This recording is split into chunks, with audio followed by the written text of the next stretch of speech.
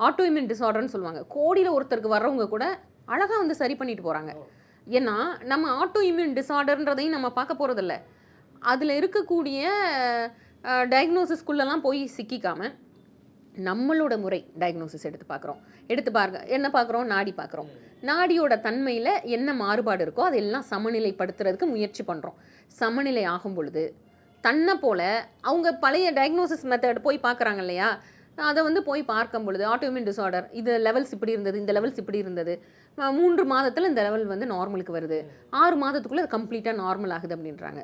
ஆனால் அந்த லெவல்ஸை பார்த்து நம்ம இது பண்ணுறது கிடையாது. நம்மளுடைய மருத்துவ முறையில் என்ன குறிப்பிடப்பட்டிருக்கோ அதற்குள்ள மருந்துகள் நம்ம அதற்கு அந்த வாதப்பித்த கபம் சொல்லக்கூடிய அந்த 3 முக்கிய விஷயத்தை வந்து கண்ட்ரோலுக்கு கொண்டு வர்றது மூலமாக இதில் நம்மளுக்கு ஒரு பெரிய ஒரு கூடுதல் ப்ளஸ் பாயிண்ட் என்ன இருக்குன்னா, நம்ம கையில் வந்து சித்த முத்திரைகளும் இருக்குது.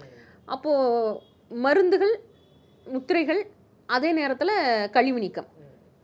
பேர் தான் கழிவு நீக்கம். ஆனால் அதில் என்ன பண்ணுறோம், கழிவு நீக்கம்னா டீடாக்ஸ், அதை சொல்கிறீங்க? ஆமாம், டீடாக்ஸ் அப்படின்னு பேர் தான் டீடாக்ஸ். ஆனால் ஆக்சுவலி என்ன நடக்குது அப்படின்னா அதில் நம்ம பண்ணுறது நாடி சுத்தி. இப்போ கழிவு நீக்க சிகிச்சைக்கு ஒருத்தவங்க வராங்க, 3 நாள் நம்ம மருத்துவமனையில் தங்கியிருந்து பண்ணுறாங்கன்னா அதற்கு முன்னாடி நாடி பார்ப்போம். நாடி பார்த்துட்டு வாதத்தோட தன்மை எப்படி இருக்குது, பித்தம் எப்படி இருக்குது, கபம் எப்படி இருக்குன்னு பார்த்துட்டு அவங்களுக்கான அதாவது லைன் ஆஃப் ட்ரீட்மெண்ட்டுன்னு சொல்லுவோம். அதாவது எதை வந்து நம்ம முதல்ல கம்மி பண்ண போகிறோம், எப்படி அவங்களுக்கு ட்ரீட்மெண்ட் கொடுக்க போகிறோம். இப்போ ஒரு சிலருக்கு வந்து இதயம் சார்ந்த பிரச்சனையோடு வராங்க. அப்போ வந்து ஒரு நாடியோட தன்மை இருக்குது. அப்போ அதில் ரொம்ப ஹையாக இருக்கக்கூடிய நாடியோட தன்மை என்ன பண்ணுவோம்னா அப்போதைக்கு ரெடியூஸ் பண்ணிடுவோம். ஏன்னா ஒரு பிரச்சனைக்காக வர்றாங்க, அதை அப்போதைக்கு என்ன பண்ணணும்னா மிதப்படுத்துவதற்காக. அப்போ நாடியில் எது ரொம்ப ஹெவியாக இருக்கோ அதை குறைச்ச உடனே என்ன ஆகும்னா அவங்க செட்டில் ஆயிடுவாங்க.